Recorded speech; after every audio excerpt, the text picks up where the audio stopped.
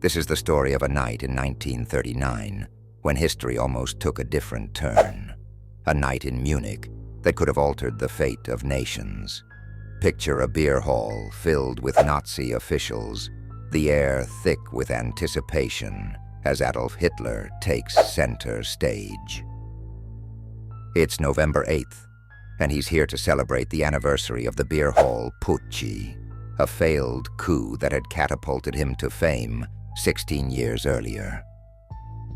But hidden among the stone pillars supporting the ceiling is a secret, ticking away, waiting to uncoil history into chaos. Georg Elser, a humble yet fierce carpenter, sat silently among that crowd, knowing something no one else knew.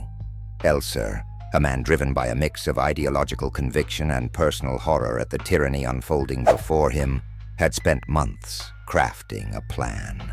He used his skills to meticulously embed a bomb within one of those pillars, timing it to explode just after Hitler's speech. To understand Elser's despair, we must delve into his mind, his bleak realization of the suffering enveloping Europe. He wasn't merely opposing military conquests. He was standing against an idea, a dangerous nationalism threatening humanity's fabric. Elser took a huge gamble. Alone, unsupported by any large resistance group, he put his life on the line to change the world. But fate can be cruel. On that very night, Hitler, out of sheer randomness, decided to wrap up early, cutting his speech short by 30 minutes. He departed before Elser's crafted chaos could engulf him. At precisely 9:20 p.m., the bomb detonated, reducing parts of the hall and some of the audience to rubble. Yet the Führer had slipped away. Though Elser attempted an escape to Switzerland, Nazi officials detained him at the border. His drive, his vision, trapped within the iron fists of an oppressive regime.